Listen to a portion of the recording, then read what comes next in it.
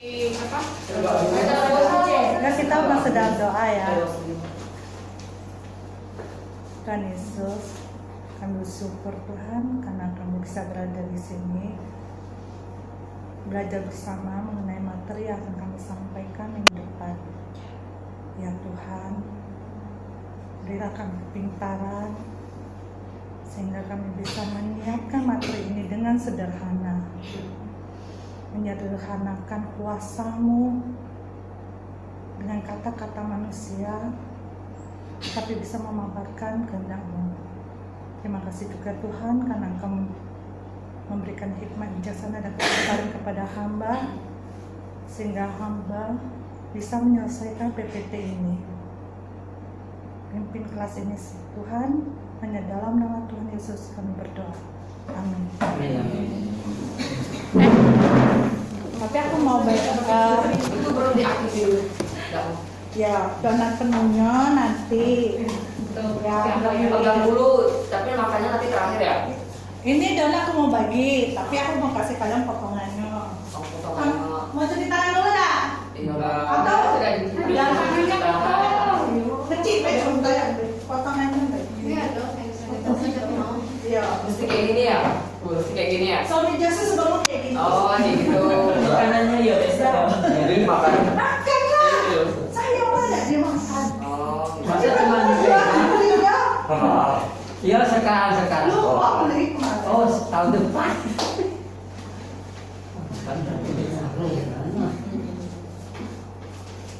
Kan nggak suka. Udah kayak dulu. Kasu ya, dia semuanya. Mana wajar siapa? Aku lah 2 tahun mungkin. Hilang di udara. Aku beli ini nggak ada petunjuk cara makannya ya. Ada di Suami Jasa. Makanya aku mau tahu. diambil, sudah tuh dilihat, atau dimakan kan gitu. Dia harus dulu. Rosalinda. Diambil, dicium, dijilatin, Disilatin, dicelup. lalu dikunyah. Ada ketentuannya. Cara kecil dari aku ya loh. Iya. Memang kecil gitu. Nah ya. mesti ini tisu basah. Kau mau butuh tisu basah dah? Nah, Ya. Lelenya. Temanku ya. lelenya. Ya, tahap kedua apa lagi loh? Tahap kedua tuh siapin. Ini kan sama gue pikiran kamu. Pelajaran besok. Sini. Siapa? Eliana ya di kamar kamu ya.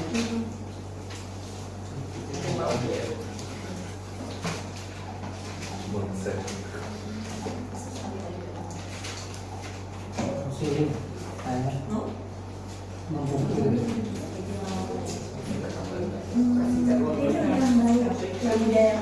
Siapa? Udah yang itu. Aku ya. Enggak. Thank you, Rosen. Oke.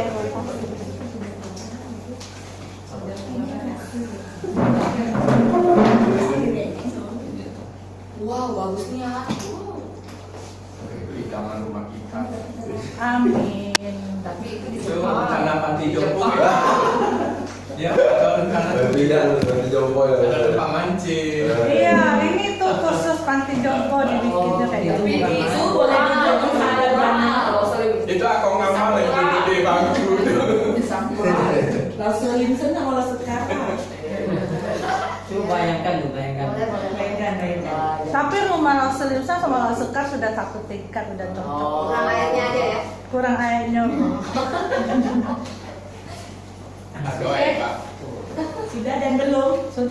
Ya, temanya sudah dan belum. Tapi nanti ini kan dari Suami Yesus, copy paste semua. Teman-teman, poin utama materi sudah dan belum tuh sebagai umat Allah kita sudah mengalami beberapa berkat masa depan ketika masih hidup di dunia sekarang ini. Jadi tujuan setelah pelajaran ini para murid seharusnya dapat 1 menjelaskan ide sudah dan belum. 2 menemukan diri mereka diperlengkapi untuk melihat ini di pelajaran lain pada kuartal ini. 3. Mengetahui cara-cara mereka, mengetahui hidup mereka yang mungkin cara-cara mereka masih dipengaruhi oleh zaman yang jahat sekarang ini. Ini nanti animasi. Ini tadi aku hapus, cuma aku pikir nanti yang sebagai orang percaya tuh jangan munculin dulu kali foto ya. Tapi tadi lose-lose, aku kan mau bagikan donat nih akhir kelas nih. Kalau aku tadi kan kita udah cicip potongan donat. Kalau aku bilang kita udah mencicipi donat yang akan aku bagikan di akhir kelas ini, setuju nggak? Setuju ya. Nah, kita tahu ya, walaupun tadi itu cuma potongan donat, itu tetap donat, ya kan?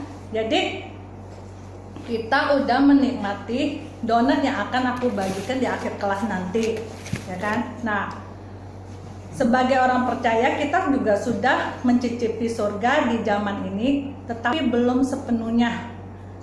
Kepenuhan itu dijamin.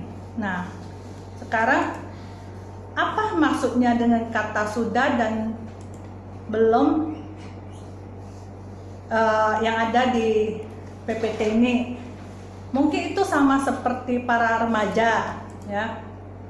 Kita tahu kalau dalam beberapa hal remaja itu sudah mirip seperti orang dewasa. Remaja sudah dapat mengemudi ya. Terus remaja sudah bisa bereproduksi.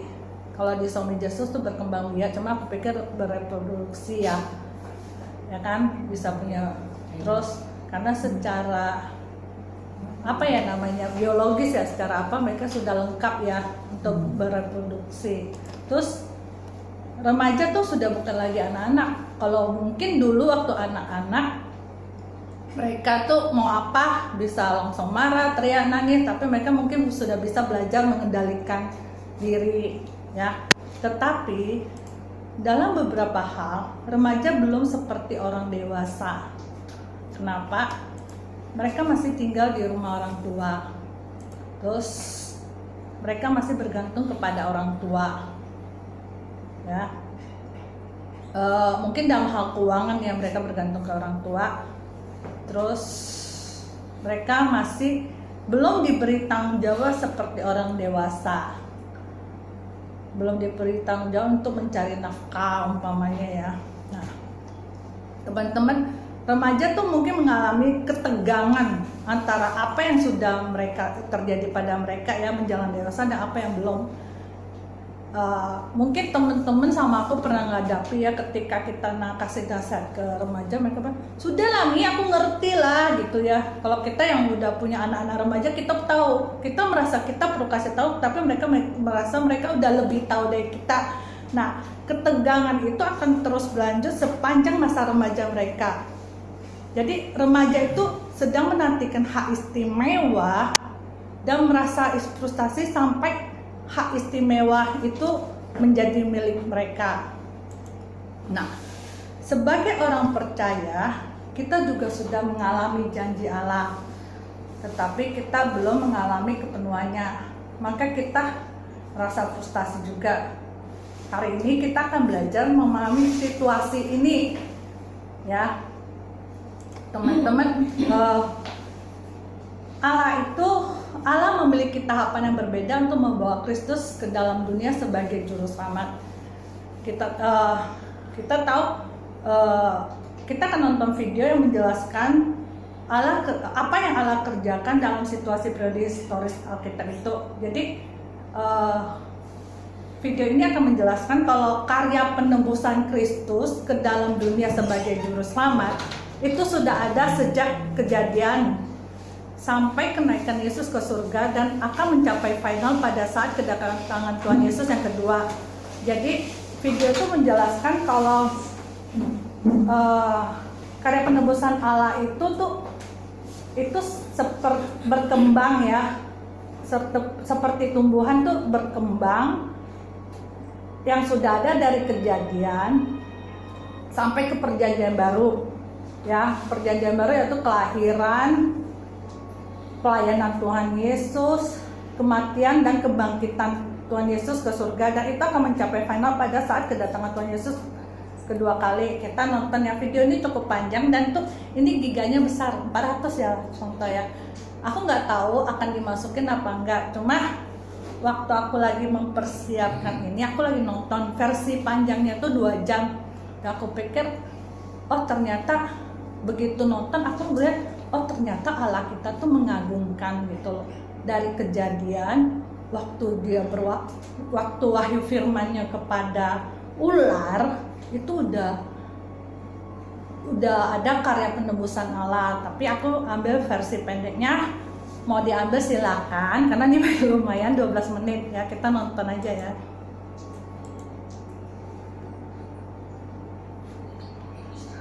Oh, tidak kedengaran ya? Dulu. Mungkin yang di TV yang Enggak bisa, aku punya ini tuh nggak bisa ke TV gitu loh. Tunggu ya. Itu ada suara tadi. Iya, aku mesti dari laptop.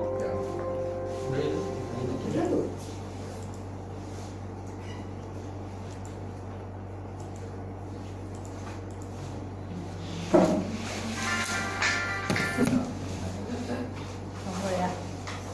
Sabar ya. Loading. Untuk mengilustrasikan apa yang kami maksudkan, mari kita ambil sebuah contoh sederhana tentang beberapa pengajaran sentral dari Perjanjian Baru tentang Kristus. Kita akan berfokus pada wahyu firman dari Allah yang berkaitan dengan 3 rangkaian peristiwa di dalam pelayanan Kristus. Di antaranya, kita belajar dari Perjanjian Baru bahwa pribadi kedua dari Allah Tritunggal telah berinkarnasi dan hidup sebagai satu-satunya manusia yang benar secara sempurna.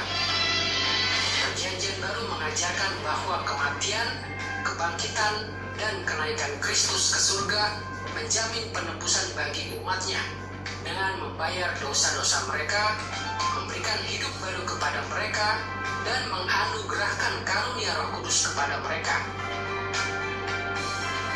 Dan kita juga belajar bahwa ketika Yesus datang kembali, Dia akan memerintah dengan penuh kemenangan atas seluruh ciptaan, sepenuhnya mengalahkan semua musuhnya dan menganugerahkan kemenangan yang mulia kepada umatnya di dalam ciptaan yang baru.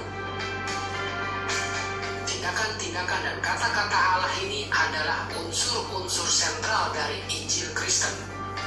Betapapun indahnya pengetahuan dan kepercayaan akan hal-hal ini tentang Yesus, pemahaman kita tentang apa yang telah Allah lakukan di dalam Kristus dapat sangat diperkuat ketika kita menyadari bahwa tema-tema Perjanjian Baru ini sebenarnya bertumbuh secara organik di sepanjang Alkitab. Untuk melihat sejauh mana kebenarannya, kita akan secara singkat membahas bagaimana wahyu Perjanjian Lama telah mencapai perkembangan atau kematangan di dalam apa yang Allah telah genapi di dalam Kristus. Apa yang Allah genapi di dalam Kristus sesungguhnya dimulai dari sebuah benih kecil dalam pasal-pasal pembuka dari kitab Kejadian. Pertama-tama, pada mulanya dalam Kejadian pasal 1, Allah memberikan peran khusus kepada umat manusia di dalam dunianya untuk menjadi gambar Allah. Sebagai gambarnya, kita dipanggil untuk menjadi instrumen yang benar, yang olehnya Firdaus atau kerajaan Allah akan disebarkan ke seluruh dunia. Inilah salah satu alasan mengapa Perjanjian Baru menekankan inkarnasi dan kehidupan Kristus yang tidak bercela. Dia adalah Adam terakhir, pribadi yang secara sempurna menggenapi peran yang pada mulanya diberikan kepada umat manusia. Kedua, kejatuhan umat manusia ke dalam dosa dalam Kejadian pasal 2 mengajarkan kita bahwa dosa telah menyebabkan manusia dan seluruh ciptaan lainnya membutuhkan penebusan dari penghakiman Allah. Kebutuhan ini adalah benih dari ajaran Perjanjian Baru tentang kematian, kebangkitan, dan kenaikan Kristus. Ia mati dan bangkit untuk menebus mereka yang percaya kepadanya dari kutuk dosa, melalui penebusan penebusan Kristus yang sempurna, kebangkitannya yang penuh kuasa, dan kenaikannya yang menyatakan kemenangan, kita melihat penebusan terhadap gambar Allah dan seluruh ciptaan lainnya.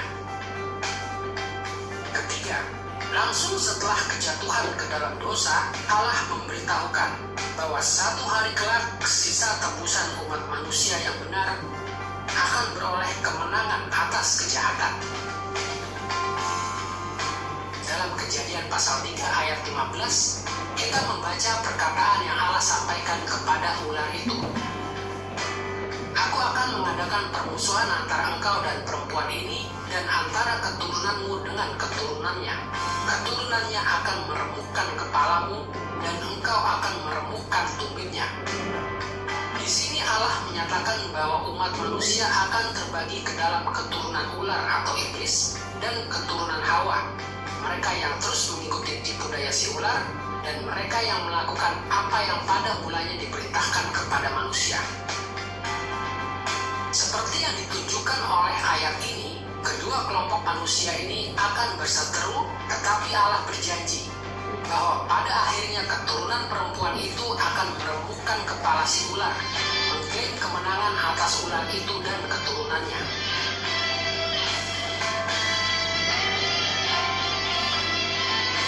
Dan karena alasan inilah, dalam Roma pasal 16 ayat 20, Rasul Paulus membahas tentang kedatangan kembali Kristus di dalam kemuliaan. Demikian, Allah sumber damai sejahtera segera akan menghancurkan iblis di bawah kakimu. Kedatangan kembali Kristus yang penuh kemenangan diantisipasi oleh pasal-pasal paling awal di kitab Kejadian. Jadi kita melihat bahwa ajaran perjanjian baru tentang inkarnasi dan kehidupan, kematian, kebangkitan, dan kenaikan, serta kedatangan kembali Kristus bukanlah ide-ide yang sama sekali baru. Semuanya itu ditanam sebagai benih pada masa yang sangat awal di dalam sejarah Alkitab. Setelah melihat bagaimana ajaran perjanjian baru menjangkau ke belakang kepada pasal-pasal pembuka dari kitab Kejadian, kita juga harus selalu sadar bahwa ada banyak tahap perkembangan di antara pasal-pasal pembuka kitab Kejadian dengan perjanjian baru. Namun, untuk tujuan kita dalam pelajaran ini, kita hanya akan menyinggung satu tahap dari sejarah perjanjian lama, masa-masa ketika Allah bertindak secara positif terhadap bangsa Israel. Pertama-tama, kita telah melihat bahwa inkarnasi dan kehidupan Kristus yang benar telah menggenapi peran yang mulanya diberikan kepada umat manusia di dalam kitab Kejadian. Namun, sejak zaman Abraham sampai akhir perjanjian lama, motif ini berkembang ke arah yang spesifik. Secara umum, Allah memanggil umat dari Israel perjanjian lama untuk menjadi keturunan perempuan itu yang setia, untuk menyebarkan kerajaan Allah sampai ke ujung-ujung bumi. Dan di dalam cara tertentu, dengan munculnya monarki Israel, Allah telah menetapkan bahwa seorang anak Daud yang benar akan memimpin orang Israel yang setia untuk melangkah maju ke tujuan akhir dari kerajaan mereka. Itulah sebabnya kita mendapati bahwa perjanjian baru tidak sekedar berkata bahwa Yesus adalah seorang yang benar. Berdasarkan perkembangan dari peran umat manusia selama perlakuan Allah terhadap Israel dalam perjanjian lama, Yesus lahir sebagai orang Israel yang saleh. Lebih dari itu, Yesus adalah Raja Israel yang benar, pewaris yang sah dari tahta Daud. Penggambaran perjanjian baru tentang inkarnasi dan kehidupan Kristus tidak hanya menggenapi amanat awal yang diberikan kepada Adam, tetapi juga menggenapkan perkembangan lanjutan dari amanat itu di dalam perjanjian lama dalam kaitannya dengan umat Israel dan raja mereka. Kedua, kita telah melihat bahwa Yesus memenuhi kebutuhan akan penebusan yang diciptakan oleh kejatuhan Adam dan Hawa ke dalam dosa.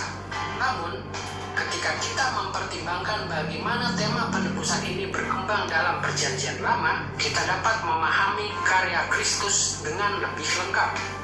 Seperti kita ketahui, Allah telah menetapkan suatu sistem persembahan korban binatang dan ibadah untuk menangani realitas dosa di dalam dunia. Pertama di kemah suci dan kemudian di bait suci Yerusalem. Upacara-upacara ini diatur dengan sangat ketat oleh ordo-ordo keimaman yang rumit. Namun, seindah apapun profesi-profesi ini, semuanya itu hanya dapat menyediakan jalan keluar sementara dari akibat-akibat dosa. Upacara-upacara itu tidak menebus siapapun secara permanen dari kutukan penghakiman Allah.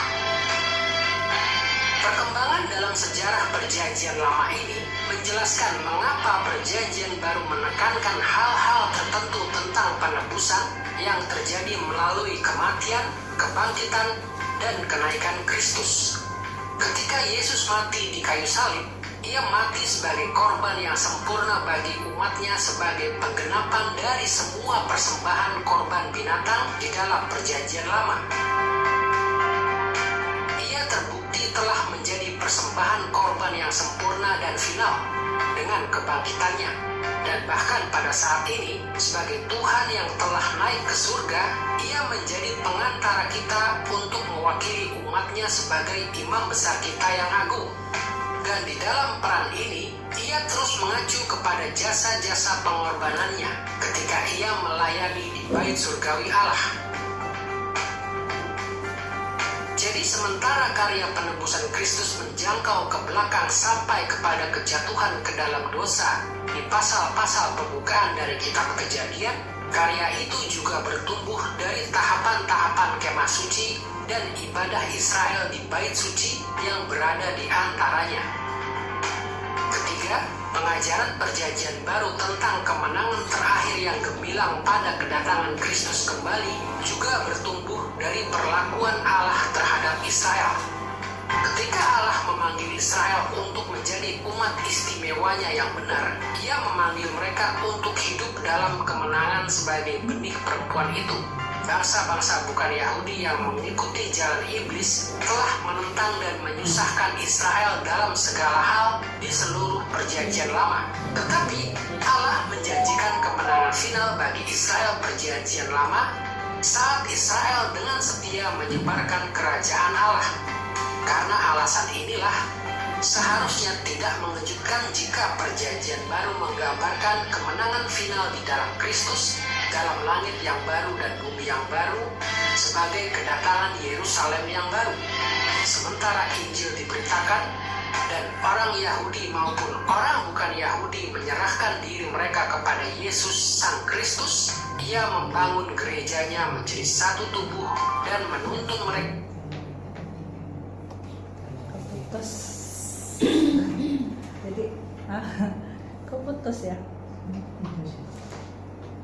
Sampai di sini sih. Oke. Jadi kata-kata terakhir tuh jadi keputus sedikit aja. Yang video terakhir itu menjelaskan kalau finalnya itu Tuhan Yesus datang sebagai raja. Tuhan Yesus datang kedua kali sebagai raja itu ya. Nah, teman-teman, sabar ya. Sabar ya, loading. Hah? Apa? Sayang, kita harus hemat. Apa? Ini beli sama HM komputer nih. Sudah ganti SSD. Mana orangnya nih? Masih loading. Udah ada kok, keluar dulu. Di skip dulu dah tuh gimana? Iya. Skip ya? Iya. Oh, Loading tuh memang low kan, loading gitu ya. jadi close the program. Hah?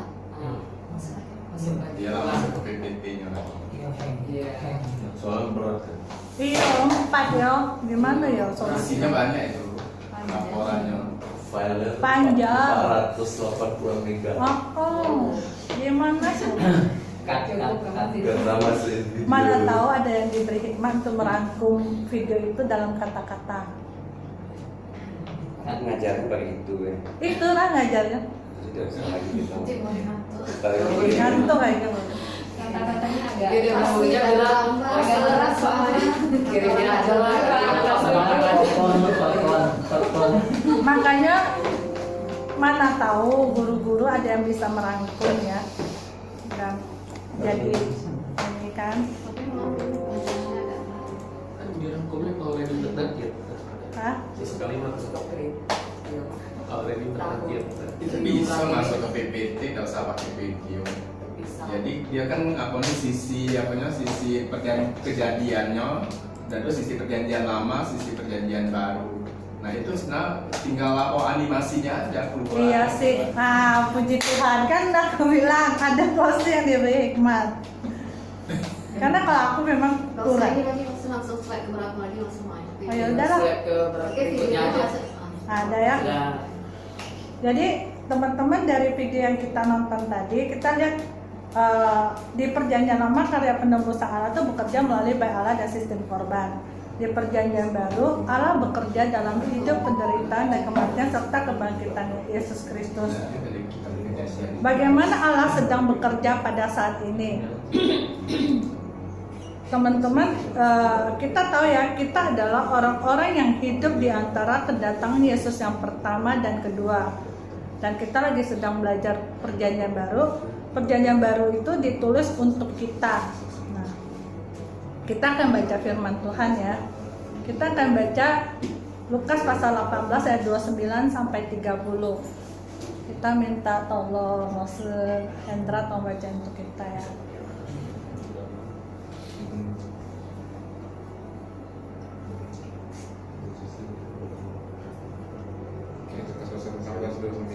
Yesus pada mereka, aku berkata kepadamu, sesungguhnya setiap orang yang karena kerajaan Allah meninggalkan rumahnya, istrinya atau saudaranya, orang tuanya atau anak-anaknya, akan menerima kembali lipat ganda pada masa ini juga, dan pada zaman yang akan datang ia menerima hidup yang kekal.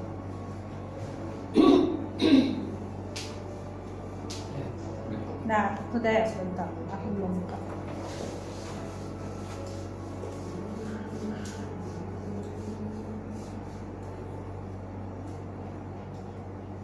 Nah, di sini Yesus membicarakan dua zaman ya, yaitu Yesus mengatakan masa ini juga, saat ini artinya masa ini juga artinya zaman ini, dan Yesus mengatakan zaman yang akan datang. Nah, apa yang Yesus katakan akan diterima orang-orang di zaman yang akan datang?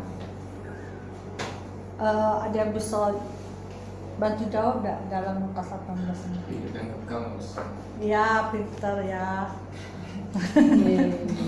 Hidup yang kekal ya. Lagi donat dapat uang. Hidup yang kekal.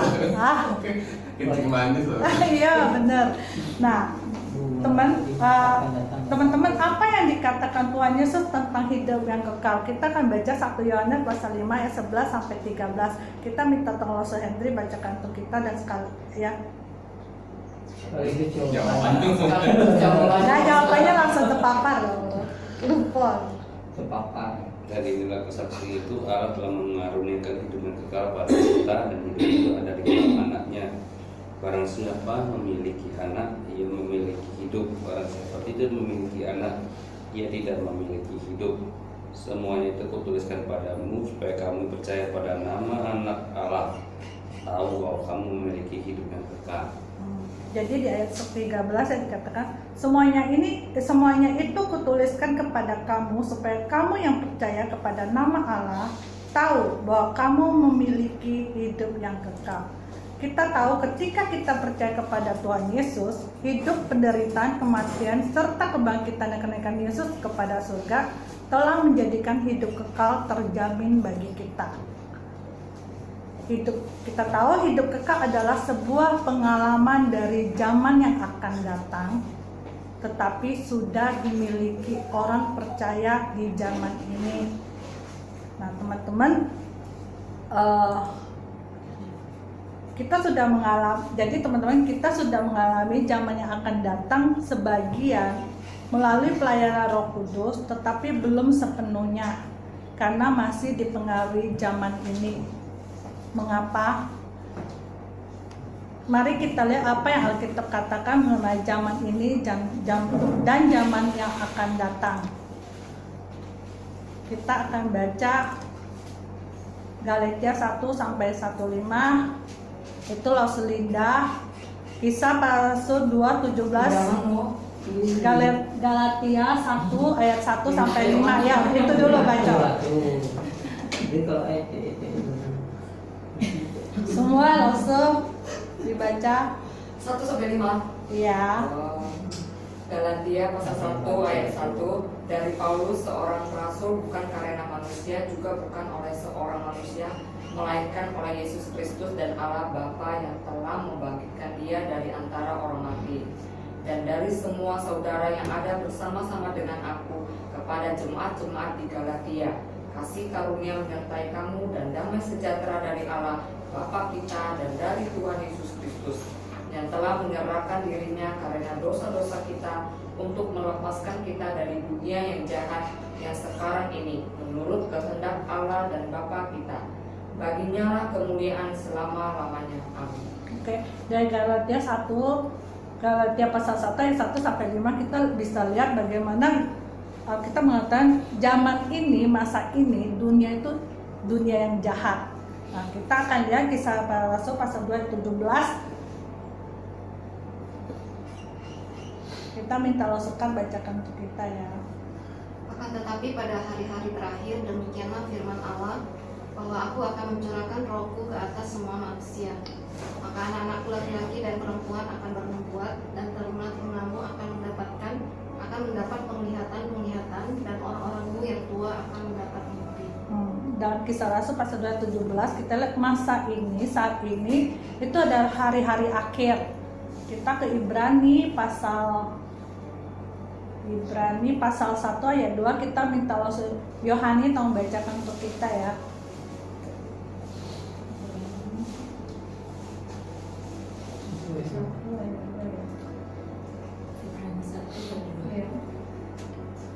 Ibrani 1 ayat 2, maka pada zaman akhir ini Ia telah berbicara kepada kita dengan perantara anaknya yang telah Ia tetapkan sebagai yang berhak menerima segala yang ada. Oleh Dia Allah telah menjadikan alam semesta. Di Ibrani pasal 1 ayat 2 dikatakan masa ini, itu saat ini itu ada zaman akhir. Zaman akhir nih. Terakhir kita ke Roma pasal 12 ayat 2. Kita minta Lause Daniel bacakan untuk kita.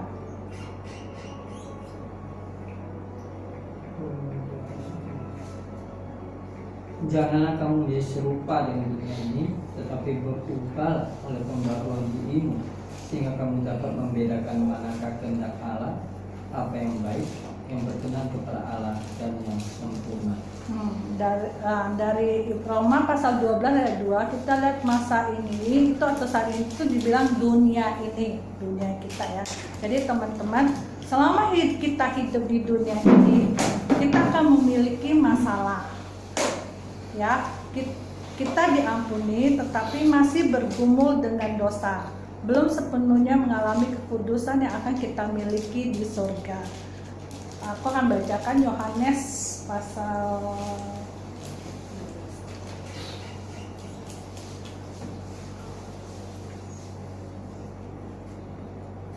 semuanya ini kukatakan kepadamu supaya kamu beroleh damai sejahtera dalam aku. Dalam dunia kamu menderita penganiayaan, tetapi kuatkanlah hatimu, aku telah mengalahkan dunia.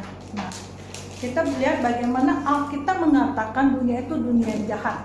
Saat ini itu dunia yang jahat. Nah, kita akan lihat apa yang Alkitab katakan tentang zaman yang akan datang. Kita akan baca Kolose pasal 3 ayat 1 sampai 4. Kita minta Lause Erna bacakan untuk kita. Kolose 1, 3. Pasal 3 ayat 1 sampai 4. Ayat 1 sampai 4 ya. Karena itu, kalau kamu dibangkitkan bersama dengan Kristus, carilah perkara yang di atas, di mana Kristus ada, duduk di sebelah kanan Allah. Pikirkanlah perkara yang di atas, bukan yang di bumi. Sebab kamu telah mati dan hidupmu tersembunyi bersama dengan Kristus di dalam Allah. Apabila Kristus yang adalah hidup kita menyatakan diri kelak, kamu pun akan menyatakan diri bersama dengan Dia dalam kemuliaan. Dalam Kolose pasal 3 ayat 1 sampai 4 dikatakan di mana hidup kita sekarang.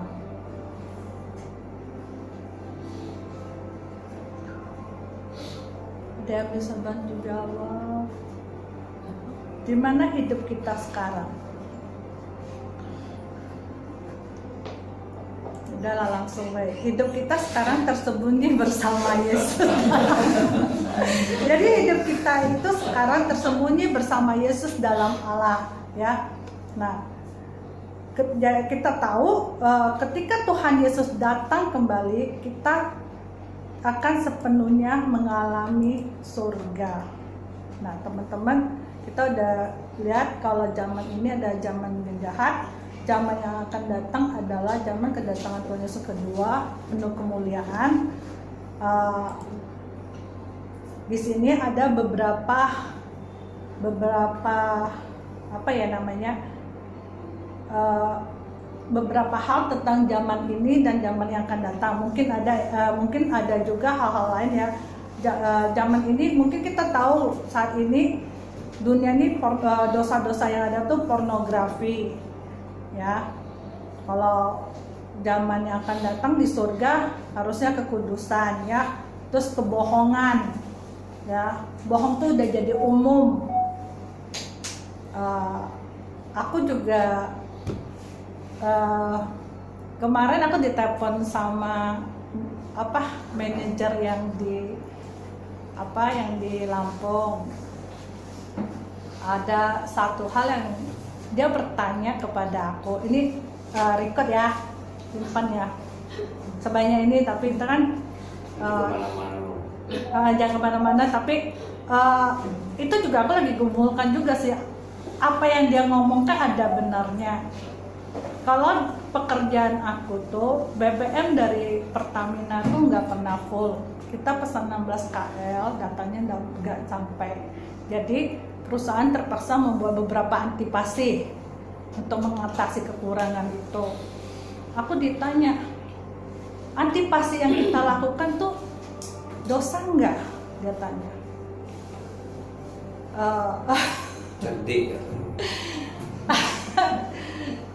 Dia kan gitu kan, jadi aku jawab, kita kan nggak merugikan orang lain. Aku juga nggak tahu jawabannya benar, aku nggak tahu sampai hari ini, aku juga nggak tahu. Kita kan nggak merugikan orang lain, kita nggak ngambil untung dari situ karena kita cuma mengantisipasi kekurangan dari Pertamina. Tapi kan dia Muslim loh, herannya. Tapi kan kalau kamu dosa bohong, itu kan membohongin masyarakat. Kalau kamu itu sama membunuh tuh sama nggak dosanya? Sama-sama neraka. Jadi ini dosa nggak, dia nanya ke aku. Ya akhirnya kita bahas ke lain. Jadi kita tahu cara hidup kita kadang dipengaruhi sama zaman ini. Sadar atau tidak sadar, kita hidup, bahkan banyak budaya-budaya yang sadar tidak sadar dipengaruhi sama zaman ini. Yang mungkin kalau kita balik ke firman Tuhan mungkin beda ya. Nah, tapi sampai sekarang tuh yang itu belum dapat jawabannya. Ya kan, apakah cara aku tuh cara dunia bukan cara Tuhan. Nah, terus kita juga tahu cinta uang, ya kan, saat ini tuh penyakit. Kadang terus egosentris, kita kadang untuk ego sendiri segala macam, merugikan orang lain, terus kekhawatiran. Nah, zaman yang akan datang itu kita tahu kekudusan, kebenaran, cinta Allah, kesehatan, kemuliaan Allah, damai sejahtera ya yang akan datang. Nah, teman-teman, mungkin kita menemukan beberapa dosa yang kita gumulkan ada di daftar tadi ya. Kalau aku ada ya beberapa lah. Itu adalah sebuah pengingat bahwa kita membutuhkan anugerah Allah dari hari ke hari. Karena kita tahu kita sudah memiliki hidup kekal, cuma kita masih hidup di zaman yang jahat ini. Itu artinya kita benar-benar harus melekat pada Tuhan Yesus.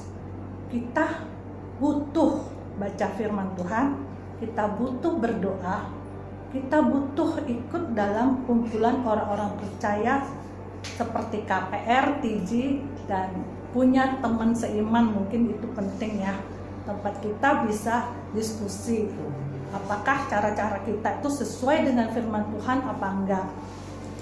Nah, tetapi kita juga memiliki jaminan ketika kita melihat kepada zaman yang akan datang, kita pada akhirnya akan dibebaskan dari dosa-dosa ini. Udah selesai.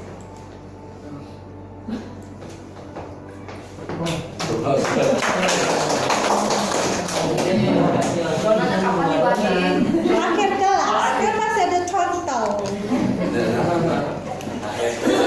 Akhir kelasnya nanti harus diambil ya, kalau enggak nggak ada ABC aku. Iya, dapat donat kan tadi dapat dah. Berarti tidak berbahagia. Dalam hidup kan ya belum mencicip di surga. Kau sudah mencicip. Cicip yang zaman sekarang. Mau cicip ya kan? Ya akan ada cicip memang. Ya kan kita sudah dapat ya kita ya sudah hari ya ini kan dapat lah ya. Makanan dunia gitu. Ada kami sudah pakai surga. Kalau yang Dia sudah mencicip di surga.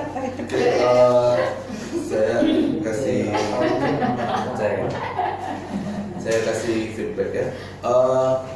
Jadi yang pertama memang secara materi berat, dari Soul Jesusnya juga berat. Ya, saya baca dan juga berat. Saya ngomong itu berat. Berat karena sebenarnya kalau yang saya coba analisa, sebenarnya Soul Jesus itu ingin menekankan apa sih yang dimaksud dengan already and not yet itu gitu. Cuman kebetulan karena kita masuk ke Triwulan 3 ini banyak membahas soal fondasi iman Kristen, kayaknya dia sengaja bikin suatu overview dari PL sampai PB itu ngomong apa sih soal di Banodian itu gitu loh. Nah cuma kan muntah ya, maksudnya kita tuh juga enak gitu kan nonton, maksudnya panjang, terus setelah nonton pun ternyata juga masih ada pembahasannya gitu loh, masih ada pembahasannya lagi gitu kan. Dan memang kalau saya lihat sih sebenarnya kalau saya memang patokannya itu di Soul Jesus semua, dan yang disampaikan semua itu semua Soul Jesus kecuali video. Kalau video itu kan tambahan, karena mungkin Soyu masih belum terlalu mengerti apa yang dimaksud dengan di bagian buku ini. Karena di buku ini kan dia di awal tuh dia jelasin sebenarnya apa sih yang dimaksud dengan teologi sistematika itu. Terus setelah teologi sistematika itu apa, teologi biblika itu apa gitu. Nah ini kan pelajaran anak kuliah kan ya. Nah jadi karena itu saya ngelihat kayaknya nggak mesti ngikutin ini deh untuk bahas ke anak-anak, kayaknya agak kelengar juga maksudnya kita aja udah mampu gitu kan. Nah oleh sebab itu saya usulkan bahwa bagaimana kalau misalnya kita sedikit ubah susunannya, kita ubah menjadi poin utama itu mengerti apa itu already but not yet itu gitu loh. Nah dengan kita mengerti dan memahami already but not yet-nya itu, apa sih ciri-cirinya? Bukti dari kita tuh berbagian di dalam already but not yet itu. Jadi ketika saya boleh speaker.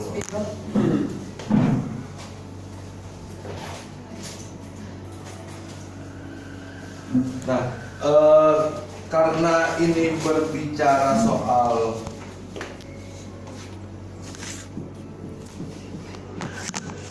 saya lebih suka pakai kata but.